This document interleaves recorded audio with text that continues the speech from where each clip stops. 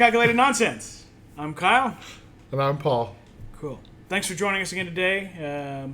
Appreciate all you guys viewing our videos, subscribing to our page. I think we're up to like 15 subscribers. All right. Woo! Sweet. Thank you. We appreciate it. Uh-huh. But last week, I made the mistake of saying that we changed our format so we could get our videos shorter. Oh, yeah. And it didn't work. Last week's video was like an hour and a half again. And that's because we did what we do. We talk and talk and talk and talk. And so we thought we'd do this week's video. And it's going to be short because we did a film. Instead of a whole series. And then like our notes on stuff to talk about. We have so many notes to talk about. But we'll try to be quick with them. I think we can be quick. We can be quicker than an hour and a half. But if not... No, sorry. Watch it. Keep watching it anyway. Watch all the video. Let's jump into things and we can talk about what's happened to us since last week's episode.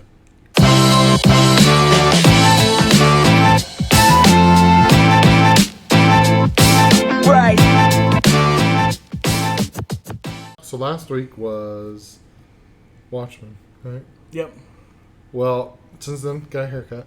There you go. Mm-hmm. Did you wear a mask?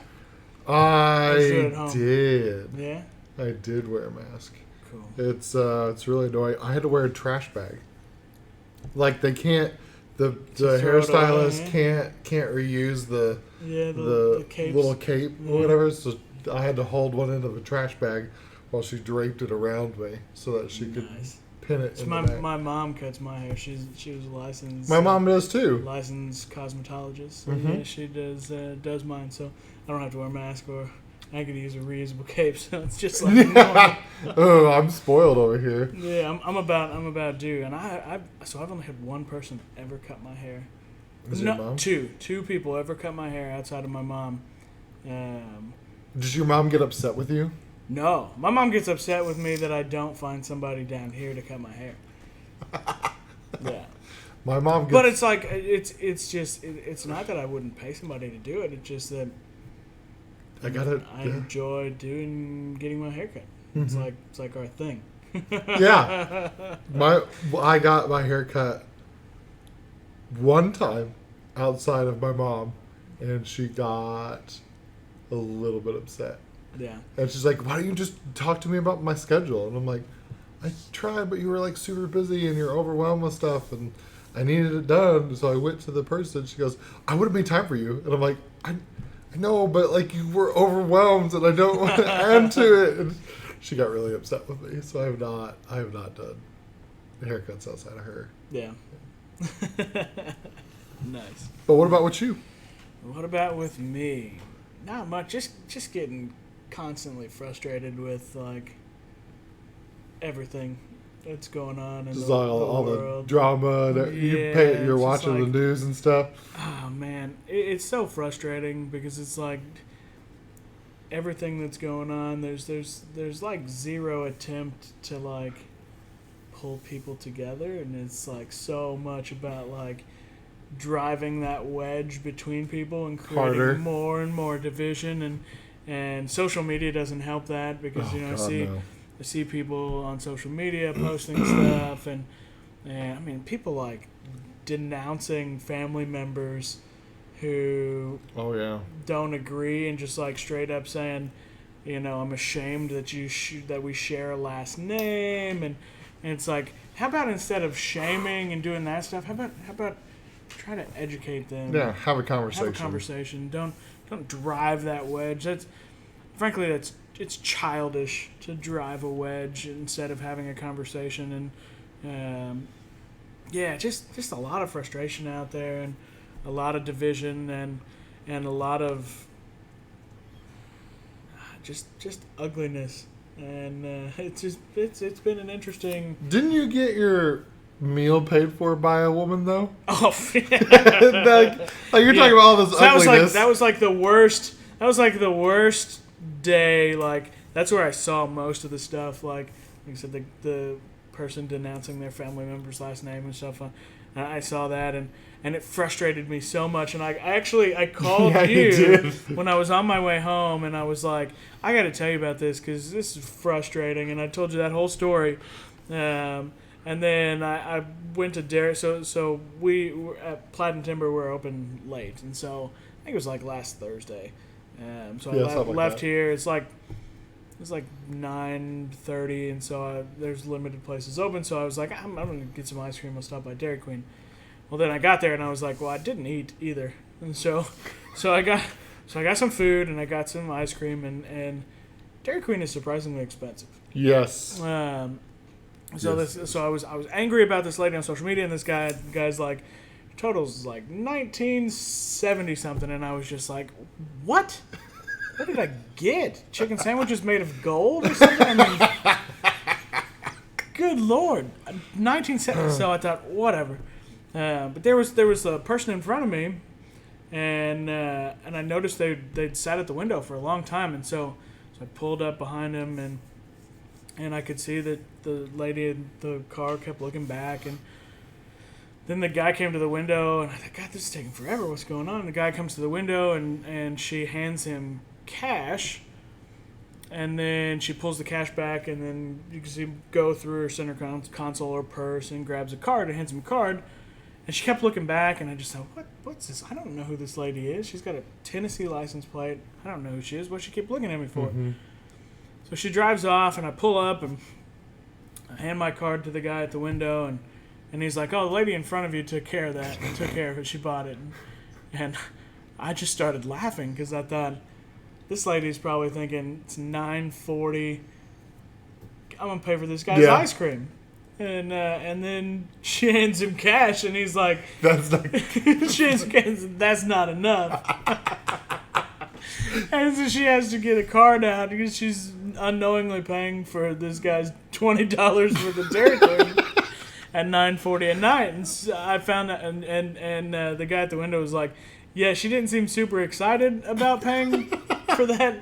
But once she said it, I think she felt bad if she would have pulled it back, so she paid for it anyway. So, lady, if you're out there, I appreciate it. Thanks. It definitely made me less angry about the day. the world. Yeah, at the day, yeah, for sure. It was that was funny, and I could only imagine like this lady going, just cursing down the street like, who gets $20 worth of Dairy Queen at $9.40 at night? Like, God. Obviously, Kyle. This guy does, yeah. There's nothing. How American is that to offer to help and then find out that it's going to be a lot? Yeah, and I did. If there help was with- somebody behind me, I probably would have paid for theirs too. But there was nobody behind me Mm-hmm. because who goes to Dairy Queen at 9:40 at at night night, when they yeah. close at 10?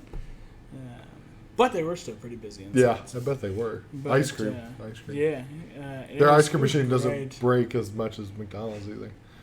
Yeah, I don't ever get ice cream. At Yeah, McDonald's. well, Mm. most of the time it's broken anyway. So it doesn't. I don't get it either. So But yeah, that's really the most exciting thing that's happened since our last episode. Yeah. Oh, actually,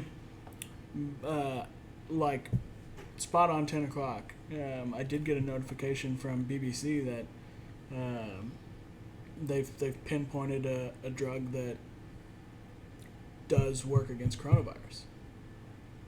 Yeah, dexamethasone, which is like a super cheap steroid, is one of the drugs they've been testing. And the UK, they said that had they known about this initially, it would have saved like 5,000 lives what? in Great Britain. Like dexamethasone, I guess, works against coronavirus. So that's really cool. And that's breaking news. For us, this awesome small podcast, there's not a lot of sources out right now. Although it seems like every week we're pretty relevant. Yeah. Like we were on point with the Punisher Yeah, stuff. Like and then- the next day that stuff released. and Although then for HBO viewers Max. it was a week later, and then HBO Max cut and go, and now and that Yep. happened last week. And but yeah, so we're pretty on point. But that's really cool. That's really cool. That, How many studies are we talking about? Like, I think like, I is think it- I pulled it up. So I'm gonna pull my cell phone out here because I do think I saved it here. like what's the like the number of participants in the study and stuff like that? It cut the risk of death by a third for patients on ventilators. For those on oxygen, it cut deaths by a fifth. About 19 out of 20 patients with coronavirus recover without being admitted to the hospital on dexamethasone. So they tested 20 people. No, I'm sure they tested more. In the trial led by a team from Oxford, about 2,000 hospital patients were given dexamethasone and compared with more than 4,000 who were not. Cut the risk of death from 40% to 28%. On ventilators, for those needing oxygen, it cut the risk of death from 25% to 20%. Because didn't we have this? Didn't they have something similar happen with the hydroxychloroquine? Yeah, but that would have been And even the president started taking it. That would have been a lot bigger. But see, that's the annoying thing. So, the hydroxychloroquine was like, if you have coronavirus, take it. Mm-hmm. So he starts taking it and saying, I'm taking it for preventative measures. Well, that was not the point. And then and that's a major, like, what is that used for? That's used for lupus. Mm-hmm. And so, like that's a serious, like, they need that drug if you have lupus. Yeah. And so he recommended people start buying and hoarding this drug that didn't work. And so the lupus community is up in art, like, freaking out, because that's a big deal. I got to get that. And it's expensive.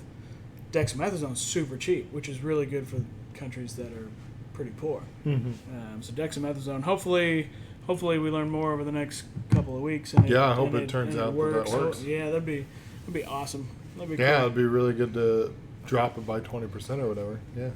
Yeah, that would be. Anything to drop the death rate, honestly, would be good. That would be awesome. Yeah, because we're at a lot of death right now. Yeah, it's rough. But not as much as the flu, right? Oh Isn't that what? Yeah, that's what they all say. What everybody. That's says. what they said. Yeah.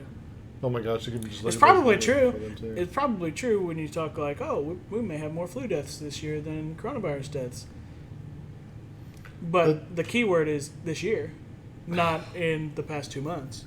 Yeah. So when you take that, you should see it like you take the past 2 months and you use the simple thing called multiplication. You say simple, but I don't. That's a bit of a reach for some of them. Then it's a much bigger number. So, but we digressed a little bit. Let's. Any other stories that happened to you this week, or should we jump into our dog got his cone off. He's doing well. Got his cone off already? Yeah, he's recovered. Good. He's probably still disappointed that he. No, he's being really clingy now. It's a little bit weird.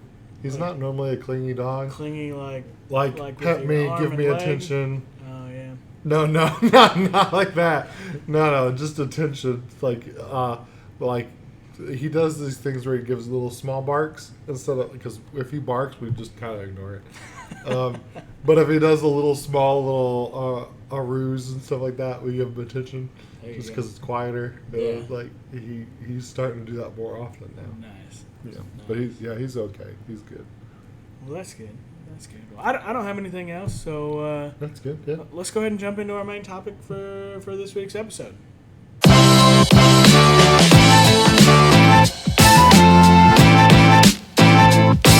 Right. So this week we decided to go with a movie rather than a TV show, and our choice, actually, our first choice was not what we ultimately decided on. Yeah. But you sent me a message and said, "Hey, let's do this movie instead because it's newer and like really new," and it's just came out. Yeah, just came out. It's on Amazon Prime, and it's called. It's an Ultra HD too. It's a lot. Yeah. Yeah, that's really. So it's in UHD, Ultra HD, and it's in Standard HD. But for those of you at home who may not know what's the difference, when they film in standard high definition, the color palette is still very flat. It's very generic color patterns. When you go to Ultra HD, there's a lot more adjustment from a color perspective. So, and in this movie, it's not necessarily about like making bright colors. Mm-hmm. It's more about deepening the darks. Yeah. So on standard high def, darks become more gray, where on Ultra HD, dark is dark. and it really makes it very rich. Yeah, and, definitely hit the UHD definitely get UHD before you watch it. Definitely make sure it's UHD. But the movie we decided to go with was on Amazon Prime, and is called The Vast of Night. So it's a really cool little flick. It's the director's first film. Yep. It's like an hour and a half long. Really, too. first anything. Yeah, 89 minutes. First anything. I think if you look his IMDb up, he's got one credit, and it's for like writing, directing, executive producer, and it's just this. It's just Just he this, did yeah, all of this show. Yeah, it's all him. So that's really cool. So, Vast of Night. We'll give you kind of a little bit of a brief description, and then if you haven't watched it, we'll do our little spoiler countdown. But Vast of Night, set in the 50s. Yep, set in the 50s. In New Mexico, and it follows two characters, and there's really not a lot of real characters that have any really superior importance to the story. But it follows two teenagers, although they seemed very different in age at the very beginning until she's like, "Oh, I'm 16 years old." He's not. I don't think they ever state his age, but I think according to the director, he was 18. Yeah, that's what I was going to say. But so it follows a high school student that is a late night radio DJ, and a 16-year-old girl who's a switchboard operator, which most of you watching probably have no idea what the heck a switchboard is. So definitely worth watching. Definitely gives you I feel like a very good insight into what it was probably like in the 50s. From a language perspective, a people perspective, small town perspectives. I mean, I could certainly relate to the small town everybody's stuff. at the basketball game tonight, and it's like, yep, that's welcome to Indiana. Yeah, basically. welcome to Indiana. Yeah, everybody is going to the game on Friday night. So they have their sayings, and the stories are of. And they tell the same story multiple times about the squirrel. Yeah. Like and it turns out it was wrong. It's a chipmunk. Like that is our town to a T. It is funny, yeah. So it follows these two characters, and basically, I think it's certainly implied that there might be maybe a romantic connection, at least a pining for each other throughout the story. But basically what happens is when they get to their respective jobs, a mysterious audio noise sound comes through, and mysterious things start happening in the community, and they kind of team together to investigate what's going on. Yep. So that's kind of a description of Vast of Night. We don't want to get too. I was gonna say all of that is also in the trailer, so we're not spoiling anything. Not spoiling if you watch anything the trailer, for you yet. Watch the it's all trailer. there. Read the little description. Pretty much get what we get out of that, or what we gave you there. But now we'll go ahead and count down our 5-second spoiler countdown. If you haven't watched it, stop the video right now. Go watch it. Come back and fast forward to this point. And continue on with our video. This video later.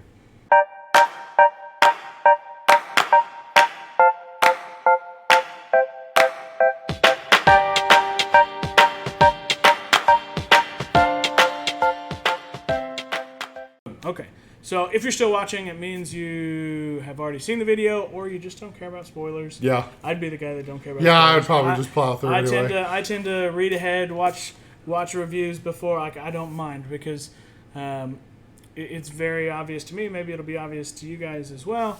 I watch movies very differently from other people. I pick up on things. I enjoy watching the directors, the writers, and what they do with the character and character development, and catching all the little things in the background of that. You would think, these guys just threw a bunch of stuff in the background. Well, no, that's not true. Everything is very calculated in these films, at least in most cases. And we'll talk about. I think they did a very good job with the film in general. Yeah. And the very first you got to be paying attention. I'm so glad I had subtitles on for the first couple scenes. Oh yeah. Because they're just blowing through. Yeah, They're that's just blowing 1,000 through. miles an hour. Oh my gosh! And it's full of colloquialisms and idioms and like 50s language speak Yep. that you like have to like Slang puzzle terms, out. yeah. Slang in the 50s is very different. The than best slang part here. was the when he gets there and the I picture her as like the librarian. Yeah, she's or got the glasses for secretary, it. She's got like, the glasses for this it. older lady, and she's like, "Oh, good, Everett, you're here. Let's." Oh yeah. Well, so the main characters of the Yeah. story are Everett and Faye. So those are really the big characters that matter the most. And so this old lady comes in. She's like, "Everett, I'm glad you're here. We need you to take a look." Her husband needs him to take a look at the electrical, because Everett is the local radio DJ, and from what I took from the film, he's the guy that everybody in town goes to when there's issues. Yeah. From a tech perspective. But even whenever they get up there, he's like, "I'm at Emmert, not Everett."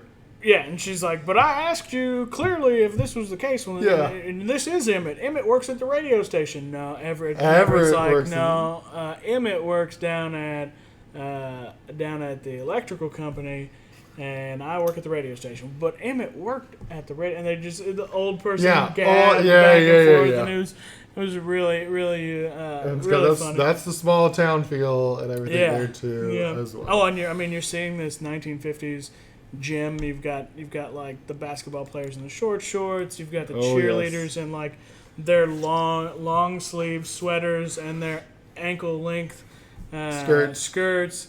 Later on in the film, you see that little kid who's like riding his big wheel radio flyer scooter around the gym while they're playing basketball, and like fans standing right on the court, and that was really really neat. But the beginning, Yeah, they're going a million miles an hour. miles an hour, is very stark contrast to the end of the film, which we'll get to Yeah. later. But for like the last 10 minutes, there's like no dialogue. There's no dialogue So at all. Really, the film itself is very dialogue driven. It's very character driven. There's it doesn't rely on action to No. tell its story, which is very unique, because a lot of movies that have this type of theme do rely on a lot of action. And this one doesn't. It's a lot of dialogue, and that's really cool. It's really different. You don't see it a lot, but this film is certainly very homage. Oh yeah. I mean, It was really very- from beginning to end, it is very much. I mean, literally from the beginning, it is an homage. And it's shot in the style of the The Twilight Zone. Twilight Zone. Yeah. Yes. So when the film opens, it opens to just a beautiful. I'm sure it's digitally created. It would be really cool if it was real, but the old school television that they put it in. So basically, just like with Watchmen, the That's true. comic within a comic, the TV show within a movie, the movie within a TV show. Vast of Night is a TV show within a film. Yeah. So it's they call it paradox theater, which is a clear, like literally they're going through the beginning opening, which is just parallels Twilight Zone. So that's kind of the first big Easter egg, you could call it, is that it is an homage to the Twilight Zone, and they let you know that throughout. So what you're watching is really on TV, but it's not real, and Yeah. it really adds to the story that hey, this is not really happening, but it could happen. Yeah, It's and very it zooms realistic. out to the TV a couple times when the Couple scene different times, changes, yeah. and whenever things get real intense and like they pull back, or whenever there's a heavy action scene, they'll like whenever she's running and like they're going to the library, they Stole the zoom out, bicycle, yeah. and it's just them watching the TV screen from the old TV show. Yeah, so that was kind of the first real Easter egg into it. Was that it's filmed very much like the Twilight. Actually, the whole thing was filmed very much like the Twilight Zone. When the Twilight Zone originally came out, It was filmed on a very small back lot at Universal, and that's the feel that that the director Andrew Patterson wanted you to feel here. Was that you wanted it to look like, hey, this is filmed on a small set in a back lot somewhere, and so that was really really neat to see. But so when we first meet Everett, he's walking into the gym to do his thing. We quickly meet Faye, who at the moment when we first meet Faye, and she just kind of pops down and is like, "Hey Everett, can you teach me how to use my new recorder, my Westinghouse new recorder?"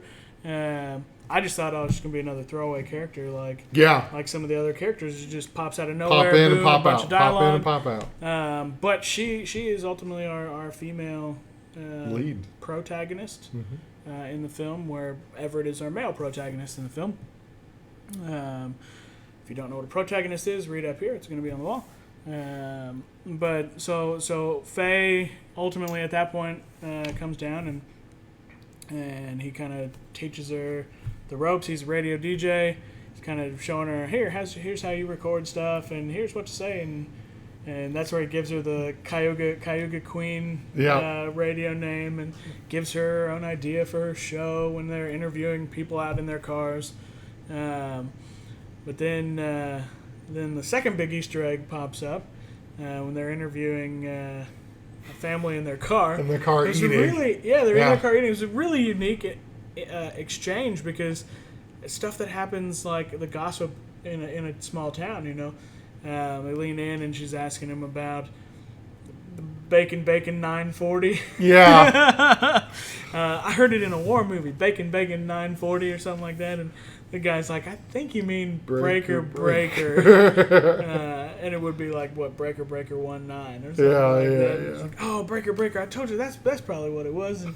And then the mom leans over and is like, Everett, have you heard about the Grimaldi family? And they start going into gossip. And as soon as they said Grimaldi, I was like, awesome, because I'm a movie buff, and the Grimaldi family. The Grimaldi is the same last name of the main character in the 1956 film Invasion of the Body Snatchers.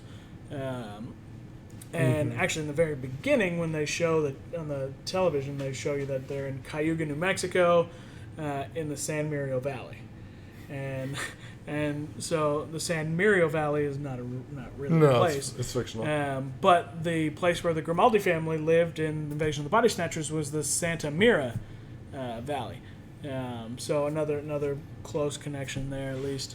So that was the second one. I thought, that's really cool. That one was pretty cool. So now we've got Twilight Zone, and now we've got Invasion of the Body Snatchers, which is an alien movie, and they kind of hint on aliens in the title, Vast of Night, and in the description, and in the trailer, they're kind of leading you that direction of aliens. So, but then they kind of from there the people in the car start bickering about, don't tell them about these people's business, and that's stuff that happens in real life. Like, keep your nose out of your own business. Keep your nose in your own business. And but then they go walking from there back towards Faye's place of work, which is the switchboard. And we get a really cool interaction while they're using her recorder, where she goes into her magazine stories. Oh yes, that was really cool. It was really cool. It was really stood out to me. It was like, man, those, and I searched and looked everywhere for those, and they're real articles. They're real articles. And we used to have them at school. Like, we used to have those articles.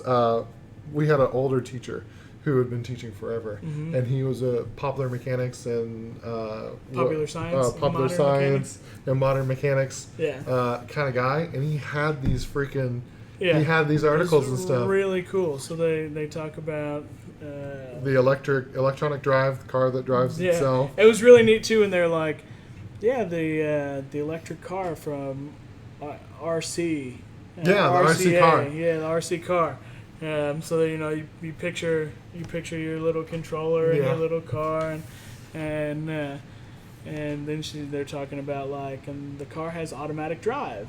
And it slows down whenever you get traffic, and the GPS that pops in over the radio, comes over your radio, tells you when to turn, which is really neat. She says something about when you get to your exit, and I thought 1950s, it looked like you're on dirt roads. Like, did they have exits then?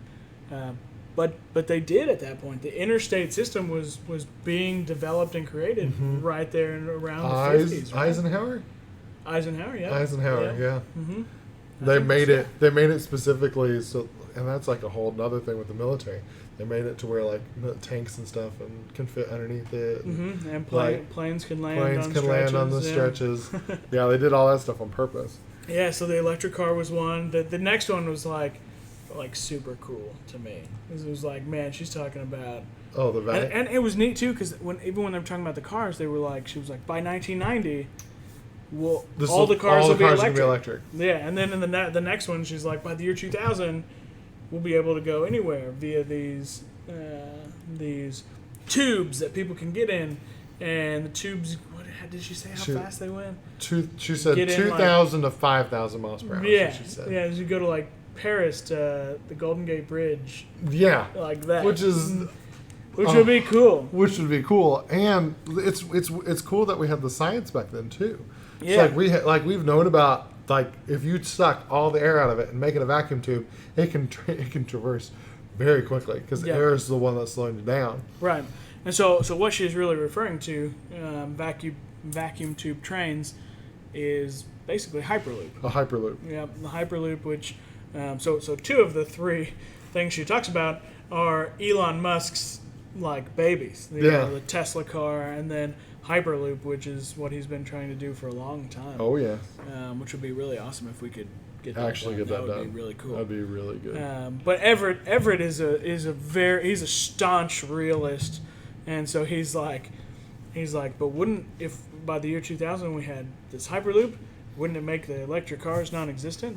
And he's like, that's just part of the whole, like, that's how they thought in the 50s. Like, well, that idea trumps that idea. But then Faye's like, well, I think the electric car would be where you would get around short distances, and then the Hyperloop would take the place of like trains and airplanes and stuff. Yeah, like that. very long distance stuff, which was cool. And then they have the cell phone concept. Yeah, where you get small screens. Yes, you get assigned a number at birth. And phone number for life. And which is kind of like, I've had the same phone number since I've had cell phones. Yeah, I have too. Literally, like my old Nokia track phone. That was the same phone number I've had from then until now. Mm-hmm. And so that's pretty neat. That's not too far off. The one thing that was really funny though, when she said and if you call somebody and they don't answer, that's how you know that they're dead. Yeah. And he's like, well, how do you know that? And he's like, because everyone always has their phone with them, and if they don't answer, then they've got to be dead. Yeah. And I find that really funny because, like, that's the truth. I get so frustrated sometimes when I call a family member or something, and it's like, every time I'm with you guys have your phones out nonstop. Yeah, so and when I try to call you, you never answer. And it's like, how does that, like, that's so annoying. Because you got it with you. And of so like Everett's listening to all of these things, and he gets to the cell phone thing, and he goes, well, the two are still in the works now. Like, we're still working on this. But the cell phone thing is this thing that's happened. And he gets to the third one of Faye listening to stuff, and he's like, I don't think this one's gonna work out. Yeah, he's like, the first two I can see, but the cell phone, tiny little screens, people have, that's no way, people aren't gonna do that. Yeah. Oh man, that was great. That was funny. Yeah. I just couldn't believe that he hit upon that. Yeah, I found that was really good. So that ultimately is an Easter egg too, in the grand scheme of telling the story. And then Everett goes back to... So she goes back to the operating... She goes to her switchboard, and this is where we get kind of our first break.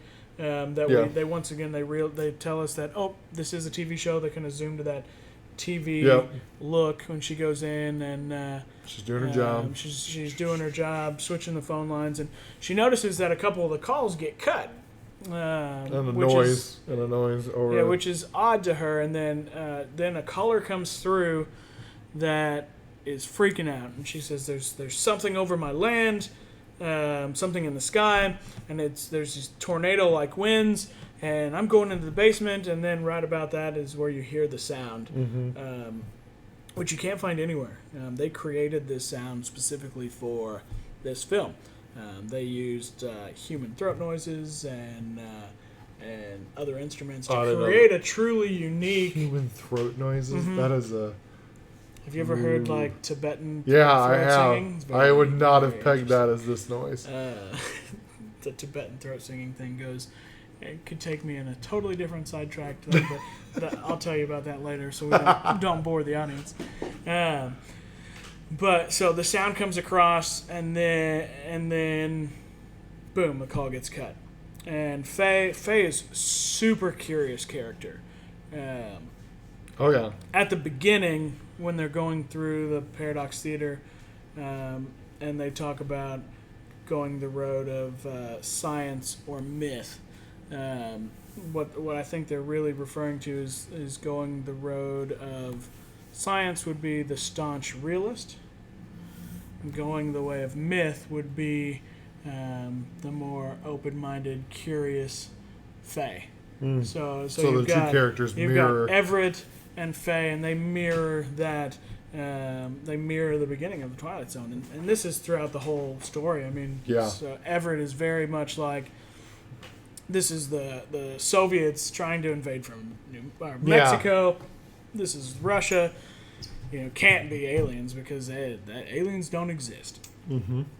Just the Russians, and they're gonna spy on us, and this is right before the Cold War, really. So that's in the back of people's minds, and really in that time period too. There's a lot of paranoia that went. Oh yeah. So you see a lot of that in Everett, but so Faye's very curious, and Faye's like, "What's going on?" Well, then Everett's radio show starts playing, and she's sitting there, all like googly-eyed, Everett's on the radio, and he starts going through the news, and then boom, the sound hits again and interrupts his radio show. Like it starts playing instead of the radio show, and so she starts calling around, trying to see if anybody else is hearing things.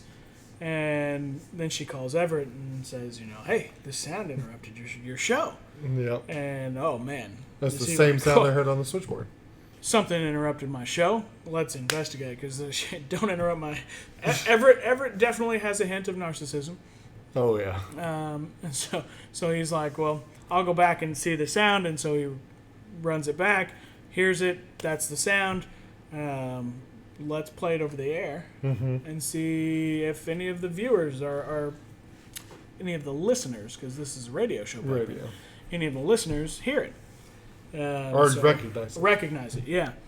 And so they do that, and then it cuts to another little shot of the TV, which is them zooming out on an old school radio, which was another alien reference, because like the radio looked like a UFO with the little dots on the bottom. Yeah, it was really like, good. And so like that was another little symbolism, another little symbol towards what could happen at the end. Then like the oscilloscope flashes, and you see this light that comes across that looks like a flying saucer. And so then they get a phone call. They get a phone call from a guy named Billy, who is really, at this point, he's the third real character in the show. Although we never see Billy. Never see Billy. Never see Billy, just his voice. And so Billy calls in and starts giving him his story. And it was just a really good story. Yeah, he's a really good storyteller. Yeah. Billy starts talking about his experience in the military and the secretive. So the story, I think I said it earlier, takes place in the town of Cayuga, New Mexico, which I believe it's implied through Billy's story that it's really close to Roswell. And I believe that's ultimately what And Billy's that story older lady is also describing. says that they love this place. Oh, yeah. The Yeah. older lady, when they get to her, Yeah, she's that- like, they love this place. And so Billy's talking about how he got put in this group that got kind of secretively taken out to this, basically a crash site. Mhm. And they dug this giant hole to put this smooth, giant, Object. larger than an airplane object into the ground. And they built these glass chambers with air ventilation for this thing that ultimately started causing people to get sick from radiation, similar to radiation poisoning. Which to me really did sound a lot like, the Roswell incident, where the true story of the Roswell incident, because it's 100% factual. Aliens crashed here.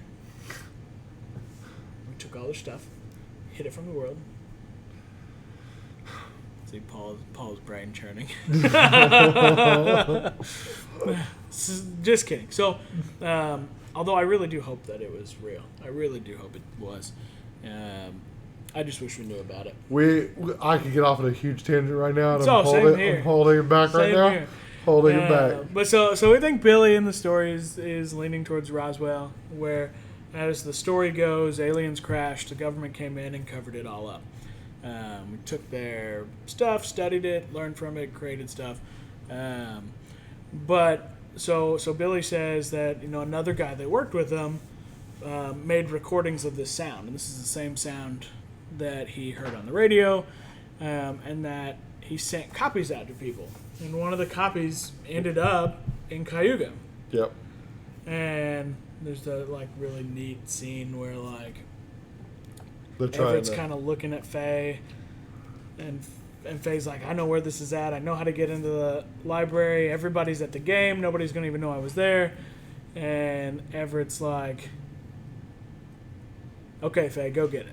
Yeah. And I'm thinking, last thing I'd want to do if I thought that there was aliens in the sky was run out in the open by myself. But Oh my gosh. so Faye is still at the switchboard.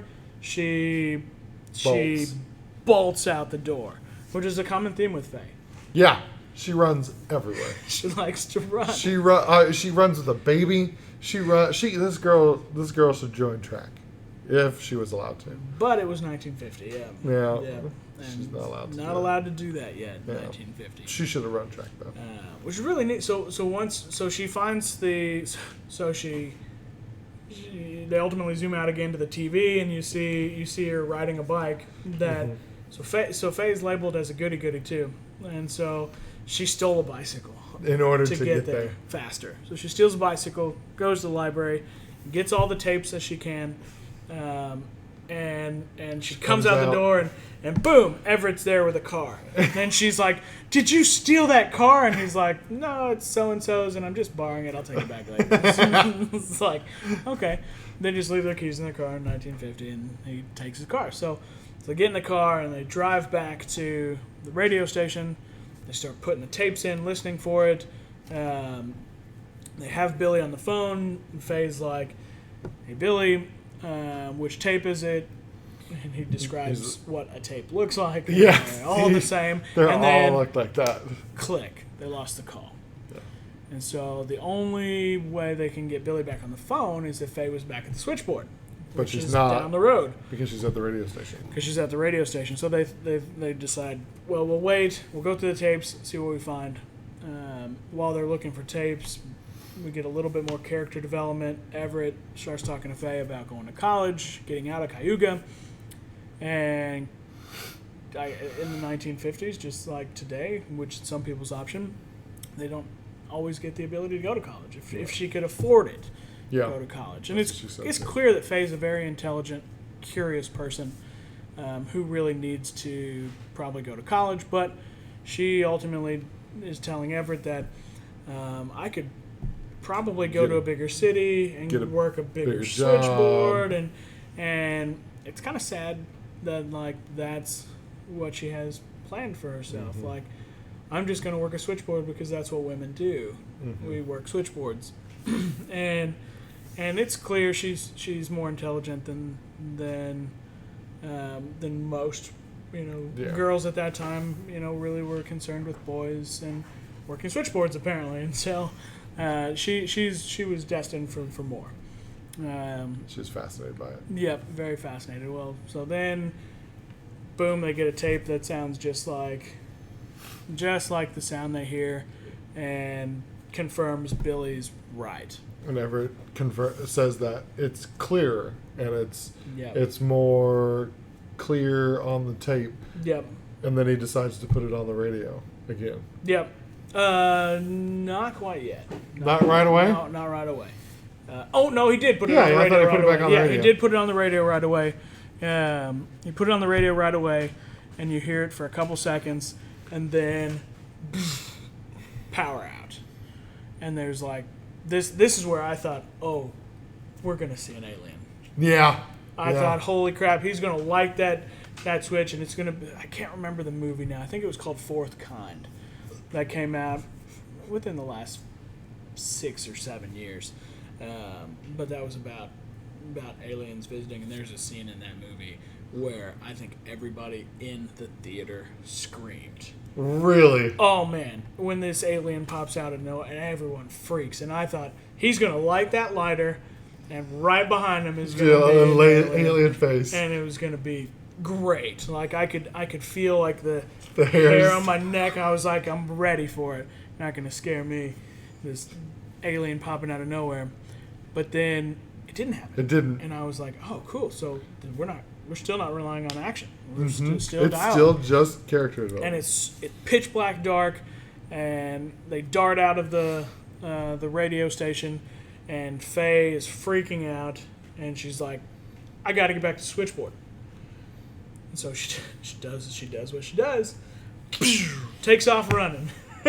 And Everett's just like, we have a car. I got a car right here. So Everett gets in the car and takes off down the road, and he's looking for Faye, and he finally gets to a point where, she gets in the car, and he's like, what are you doing?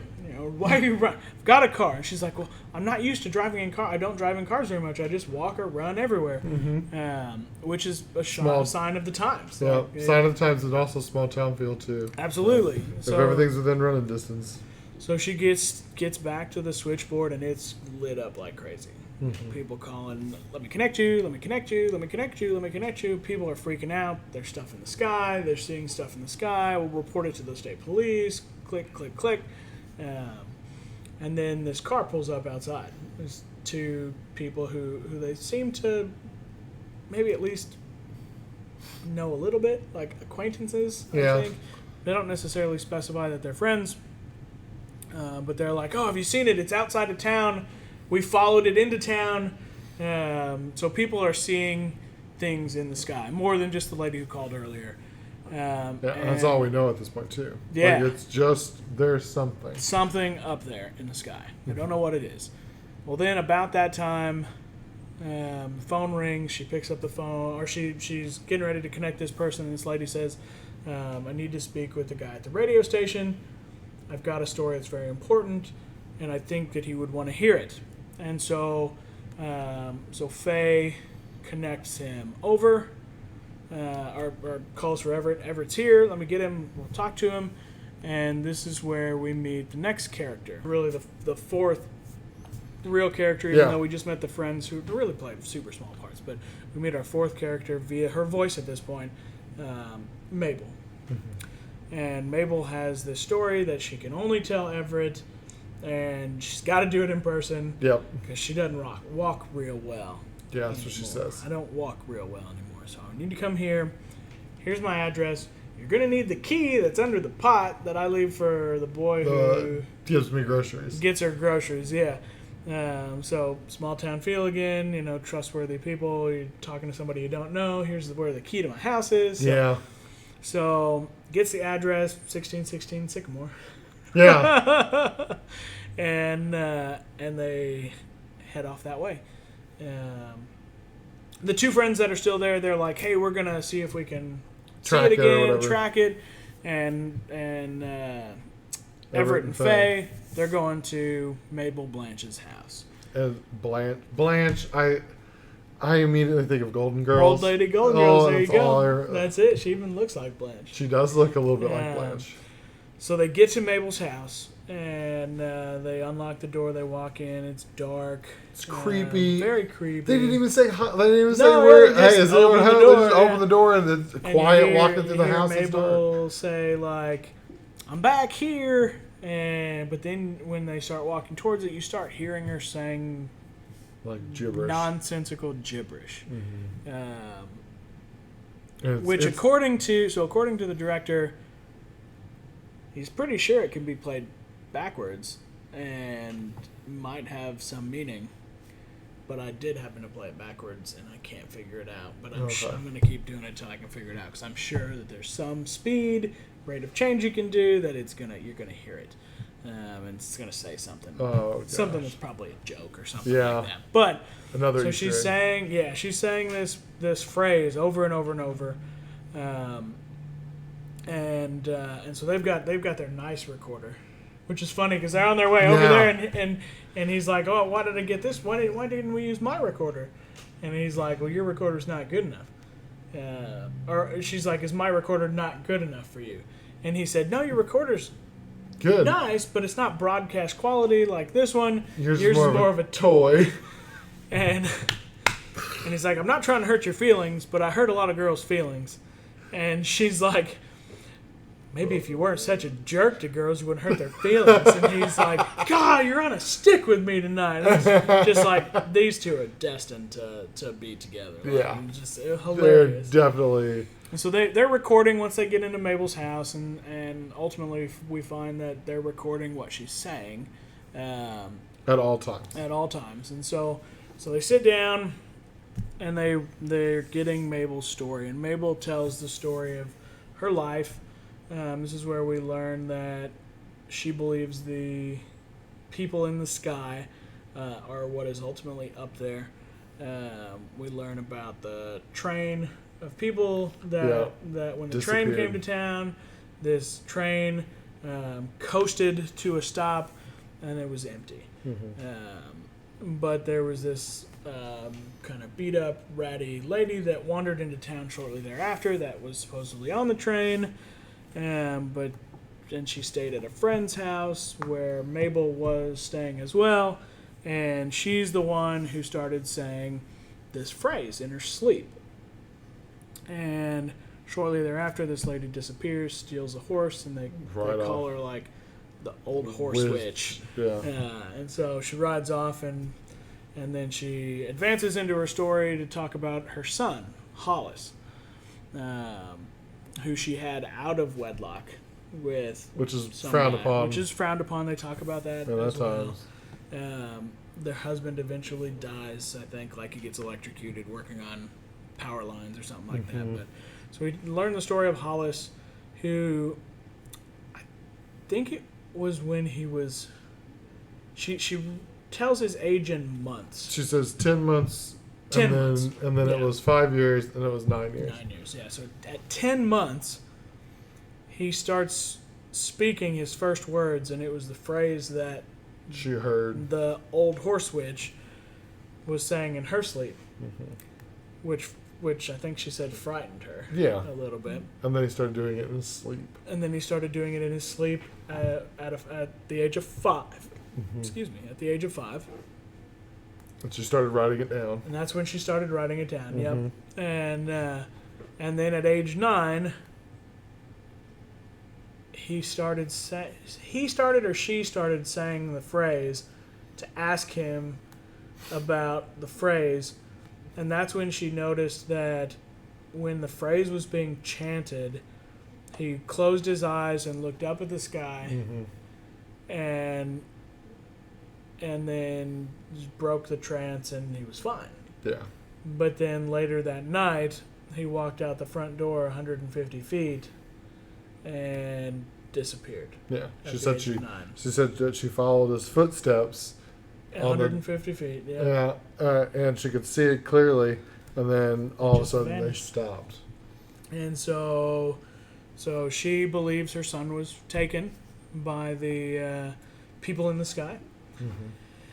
And She thinks that they're communicating. she thinks that they control everything. Yeah. They control the way we think, the way we act, the way wars are started, all as a distraction to keep us distracted from them and what they're doing.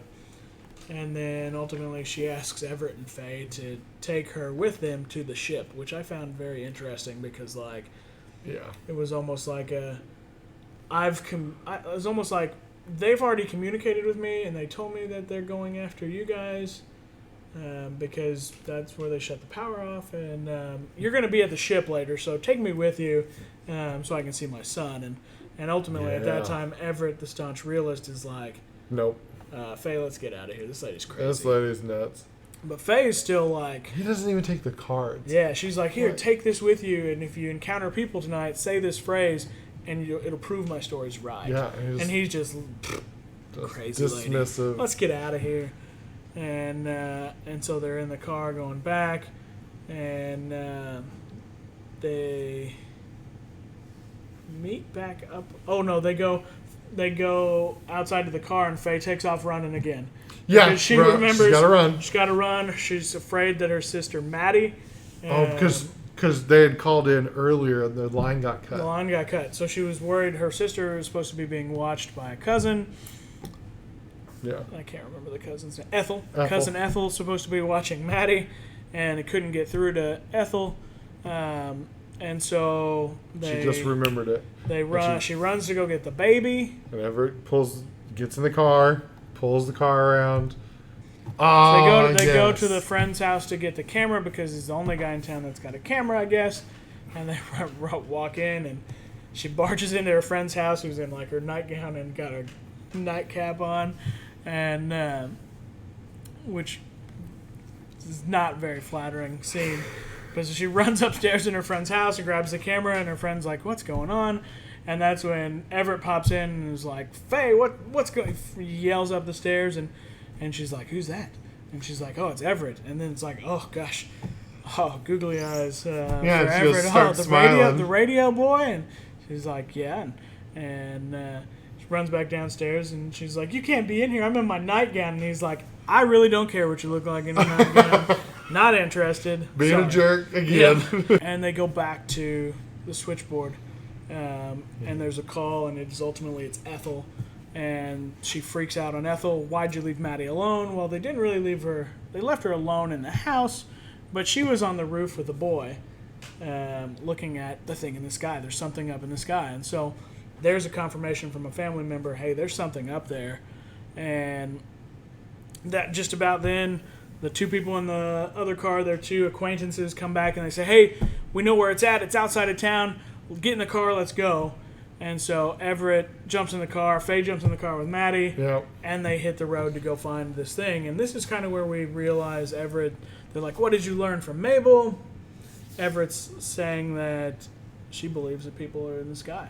There's people up there. And he kind of says it sarcastically. Mm-hmm. And then I think he realizes, let's test this theory out. With The tape recorder that they Mabel's- recorded had Mabel saying the chant. And so he recorded it back, Rewinded. rewound it back, started playing it, and the two people in the front seat, just like Hollis did, they start leaning their heads back, and it's assumed that their eyes are closed, especially because they're driving. And Yeah, and then Not a good thing to have like your a eyes semi or closed, something yeah.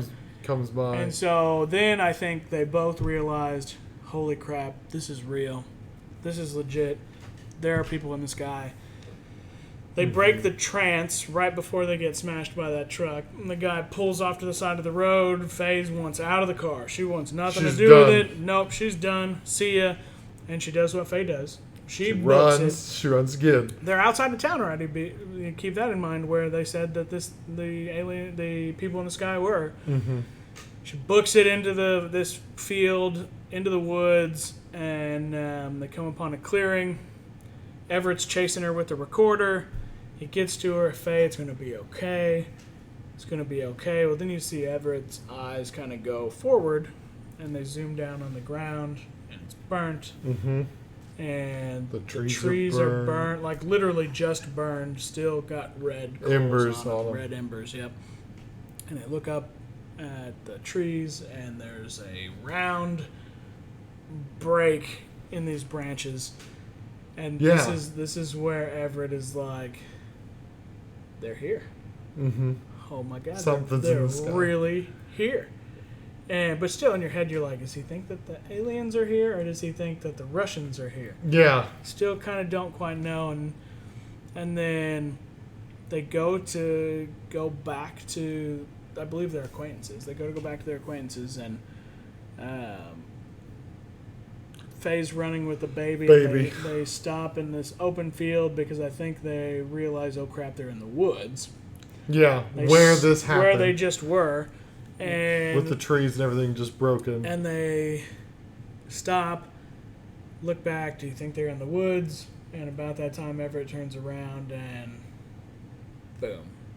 Yeah, action shot now. They see it. They see this round, dark object with lights, and then it starts spinning and moving, Mm-hmm. and then we see the big guy.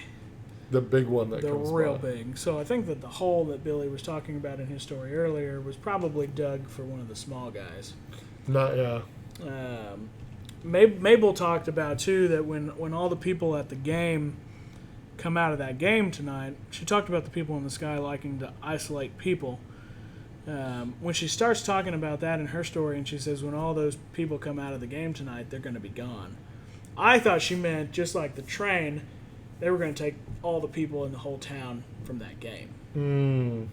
Okay. And so, but then she talks about being isolated. I thought she talked about isolated because now Everett, Faye, and Maddie are all alone in a field right next to the ship.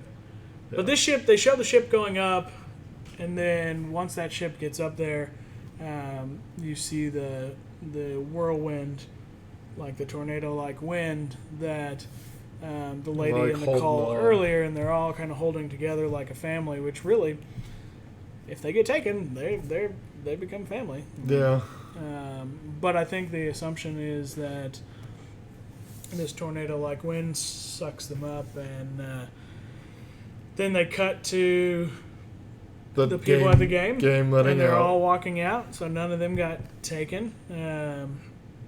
But then they flash back shortly thereafter to the footsteps in the dirt, which lead right to the tape recorder, which is the only thing left of Everett and Faye and Maddie. Because he dropped it. He dropped it during the whirlwind to hold on. Yep, and the footprints just disappear. And that's how it ends. cut to black. Yeah. Yeah. So Well, not cut to black. It finishes with the Twilight Zone. The Twilight Zone ending. It zooms back out, yeah. and the TV show starts over like the ending as a normal Right. Twilight Zone episode. Yeah. So just a couple of things that we skipped over that I found as Easter eggs before we wrap up our ultimate review. But the radio station Everett works at, WOTW Radio.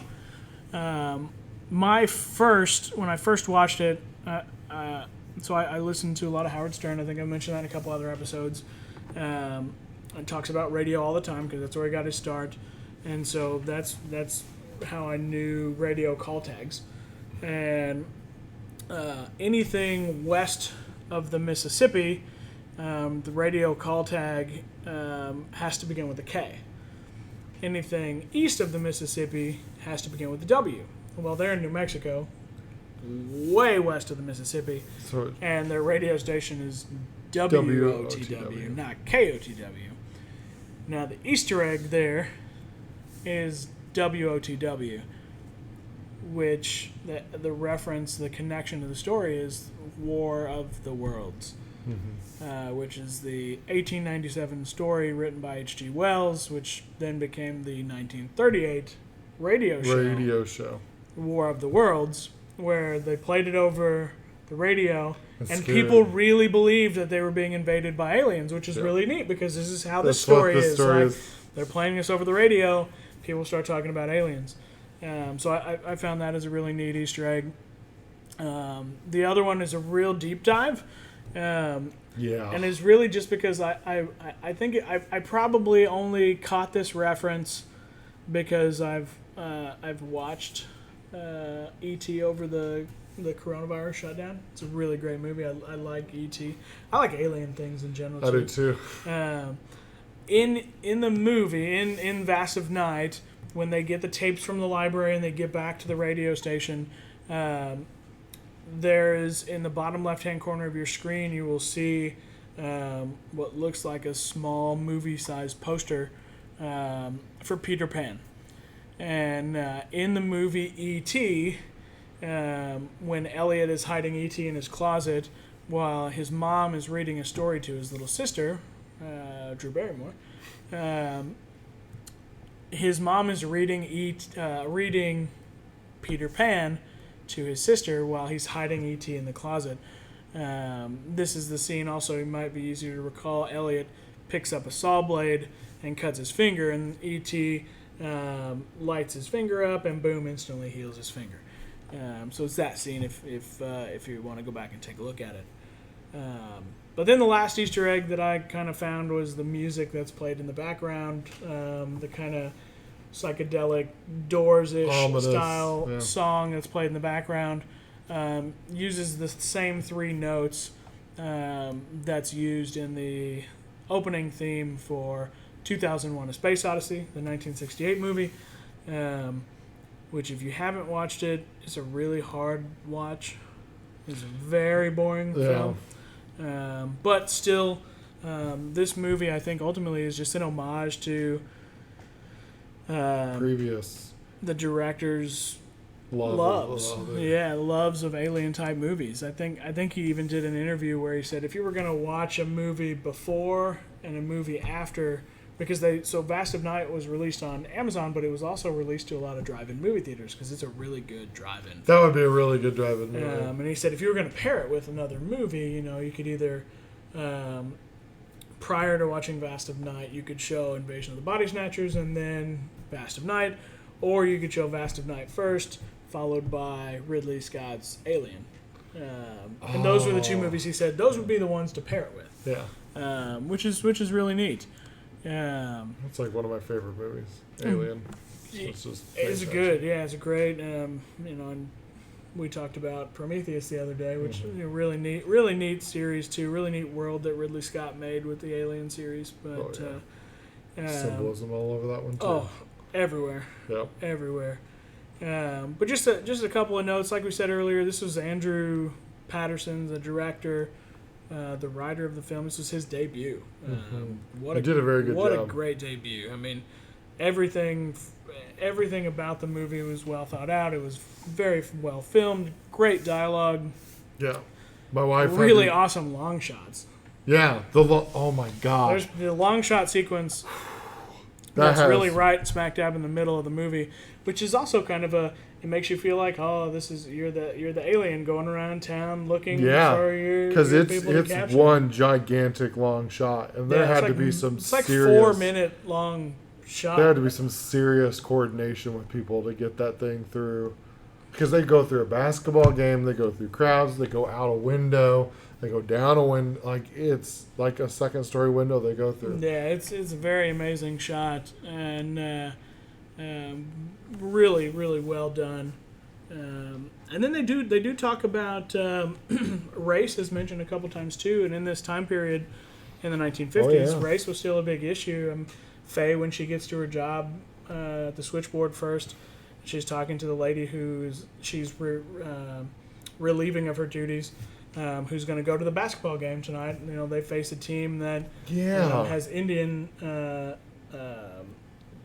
People of Indian Native descent. American descent playing on this team, and she's like, "Oh, we're gonna get beat because, they're a lot bigger and stronger than we are, and we're gonna get beat if they've got those guys on the team." And it starts off there, and then with the Billy conversation, Billy, he's like, "Why have you not?"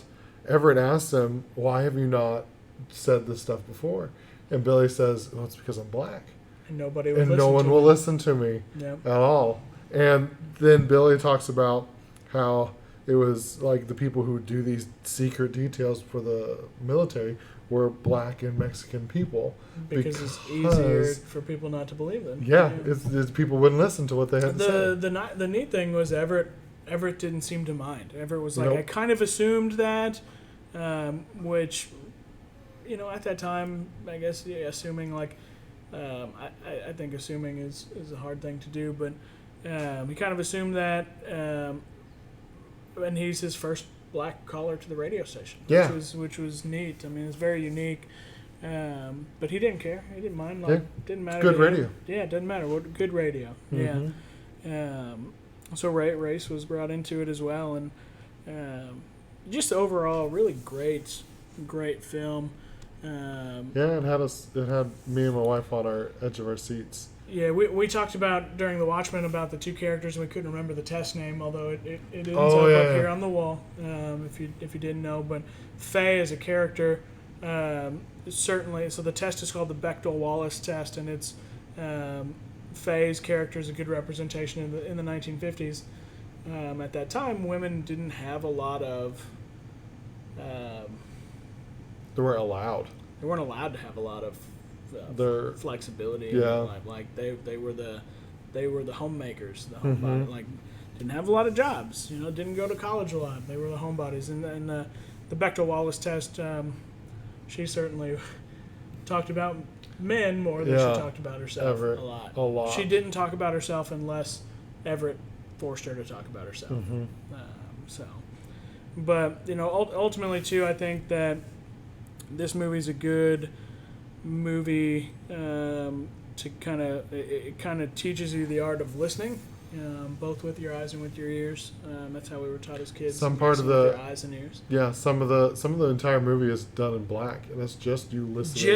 Just to keep. So it's when he was talking to Billy, Mhm. and they're talking about like the moment Billy starts talking about like they kept us in the dark. The screen goes black, Fades. and we as the audience are kept in the dark, like Billy was kept in the dark for the remainder of the sequence, which is really just Great compliment directing, on yeah. filming and directing, and so just really a great overall movie. I would encourage that you guys watch it. I know I watched it 3 times in the last week. Mostly because we were doing this video, but every time I watched it, I feel like I caught Something more else. and more and more, and it's just a really good story overall. I'm really hoping that the director does not quit. I hope he keeps. Yeah, I hope he keeps going. I would love to see like a string of movies that are maybe not exactly the same. I would love to see what happens to those characters. Yeah. But I would love to see. A string of movies that are done in that anthology style, like Twilight Zone. So keep Paradox Theater going, and give us some more stories. Maybe if you do a story down the road, maybe you do a continuation of like, here's Faye, Everett, and Maddie as adults. Yeah, who've they come come back back. or something like that. And but they don't really specify like were these aliens. Were They these don't- like they don't. humans from the future? What? Nothing. So it could be anything. It's just it's People in up the to your sky. imagination, just like the Twilight of- Zone stories were. Well, at the end of Watchmen too. Watchmen, Yeah. it's up to you as the viewer That's right. what happened, That's right. what you think happened. But so with that being said, we can kind of jump in and wrap things up. So.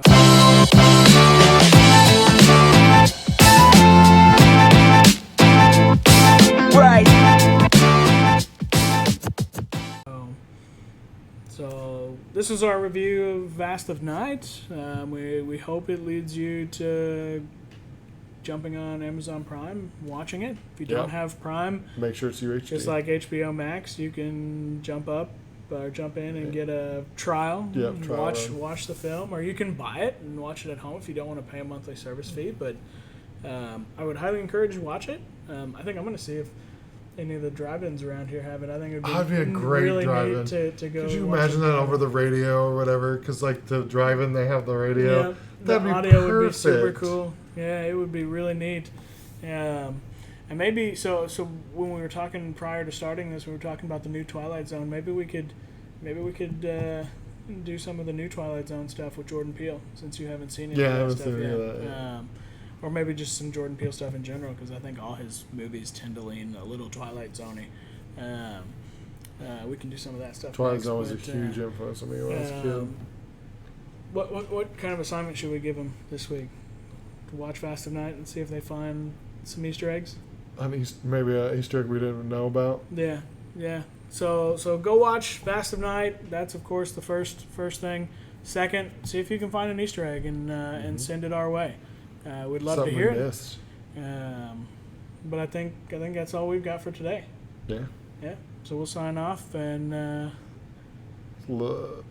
Sign off and Yeah. until next time, keep looking up. looking up at the stars. See ya.